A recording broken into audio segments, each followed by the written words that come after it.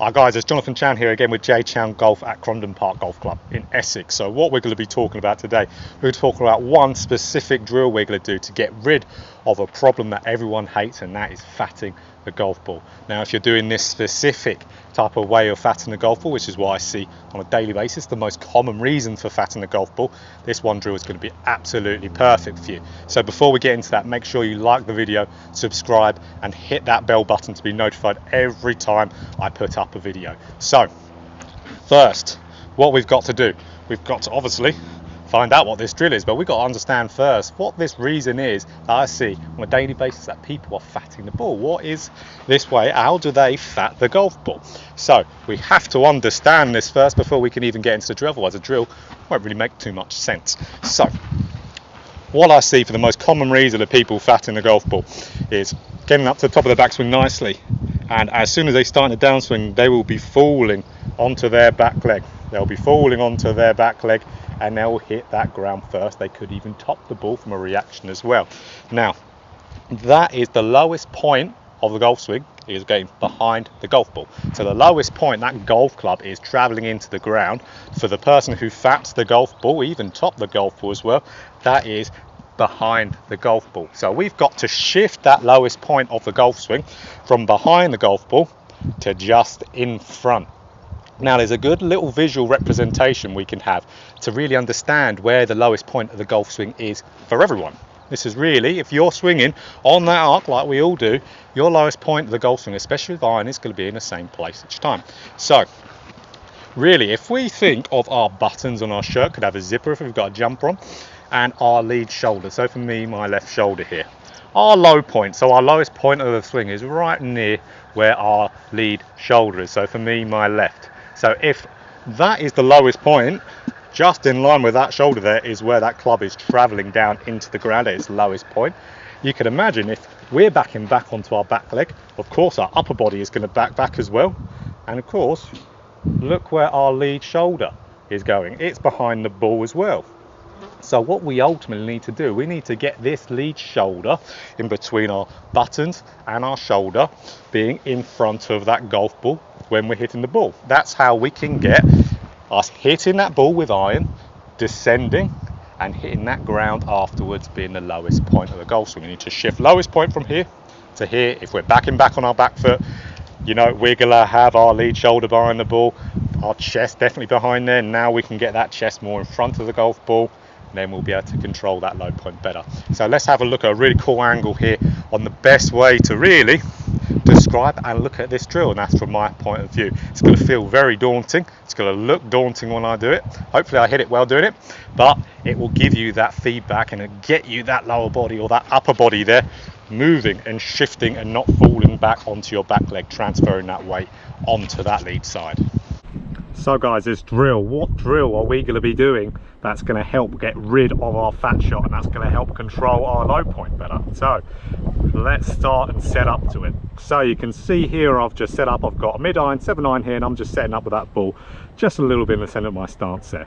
Now what we're going to do, we're going to move this ball, and we're going to move this ball to where it's pretty much in almost a driver position. So we're in 3-wood or driver position here. So what we're going to do, we're not going to set up with the club behind the ball like that. We're going to set up with the club way behind the ball, so you can see this big gap. We want our club still to be in that center stance there. Now you can imagine, for me to even get on top of this golf ball, what am I going to have to do? I'm going to shift my body.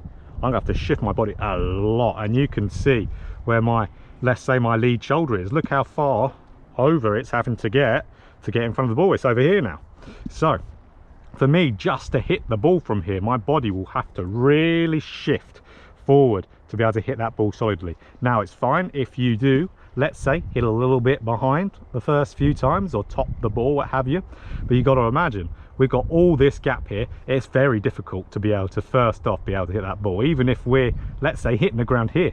That's an improvement, because you can imagine if that ball was in center, it would be a great shot. So to really hit a good shot with this ball here, we have to exaggerate it so much to where, you know, if we did that with the ball in normal position, our divot would be way after the ball. We'd almost have the opposite problem there. But to tackle a problem, like if we're going too far back, with our chest and upper body falling back onto our back leg, we have to over exaggerate the other way just to get ourselves feeling what we need to feel.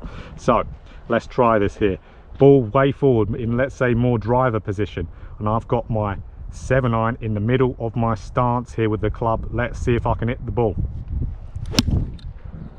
There, and I pured it as well. So really what I had to do there, if I grab another ball, I had to really shift onto my lead side.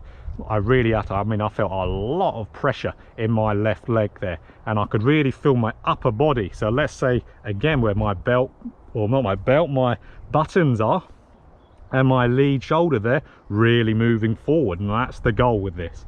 Now first we're probably gonna have to force it to happen a little bit, really get onto that left side, get that chest moving forward, that lead shoulder moving forward. But after a while our body will instinctively try to do that for you, and it will. I mean, when I'm hitting the ball here, my body is instinctively trying to get on top of that golf ball, because our brain knows what it wants to do. It wants to hit the golf ball. It's going to try its best from here to hit the golf ball, because if it hangs back, yeah, we're probably going to, one, fat it, but we're probably almost going to miss the ball completely. So it will figure out a way to get in front and get on top of that golf ball. It's going to do the work for you a lot of the time. So really get practicing this drill, and we'll see it again from the other perspective on how to really set this up and what you got to expect and what we've got to do again. So what we could see from that drill, just by putting that ball more forward in our stance and having our club still resting in the middle of our stance, just to hit that golf ball, it's going to make us force our upper body to really go forward and force our weight naturally onto that lead side. This is a way where we can really use our subconscious type of mind to really hit that golf ball, and us just doing the act of hitting that golf ball means we'll be shifting onto our lead side more, because there's no way we can hit that golf ball properly, or really even hit it at all, if we hang back on that back leg and that chest gets back, that lead shoulder gets back. We could completely air shot it. So even us just to hit the ball to start off with, so even if you're semi chunking it doing this, or let's say even topping the ball slightly doing this, is a good start, because that's still telling me that your chest, your weight, your lead shoulder, your buttons are going more ahead and getting more on top of the golf ball. Remember, to be able to do this drill, we have to shift loads to be able to get onto it. That's why we have to over exaggerate these moves. We really have to do a drill like this where we're going, wow, that's difficult, that ball's so far in front of me, my club's at the middle of my stance, how on earth am I going to get that on my club onto the ball? Your body will figure out, it will shift a lot to get on there, and that's how we can get repetition over time doing that. Repetition is what we always need to do, and then we move that ball back to center, still imagining that ball is at the front for the first little bit, so when we can still get that reaction in there. But we want to make sure when we're doing this type of drill that we are always doing as much as we can doing the drill, and then a little bit going back to normal. So a lot of drill, then a little bit going back. So let's say if we have a set of 10 balls, we'll probably do 8 balls to begin with doing the drill, then 2 normal, and as we get better over time, we'll then make it, let's say, more half and half, and let's say then when you get really good at it, just to make sure the maintenance is there, you'll do, let's say, 3 and then 7 normal. So that's a way we can really make sure we're getting low point control and really in our favor, so we're hitting ball then turf, not turf then ball. It's all about the low point, and the low point is all about where that lead side of our upper body is, so from our buttons to our shoulder. If we can control that, we can control where we strike that ground, hopefully in the best place. So if you like that video there, guys, make sure you like, subscribe and hit that bell button as well. So if that really helped you, let me know. Again, there's loads of different ways that we can actually fat the ball. This is just the most common one, so I'll be really curious to find out how all you guys do with this drill if you really struggle with fatting the ball. So really get working on that if that's your problem. A lot of grinding away, like golf, we've got to practice, and then let me know how you got on. All the best.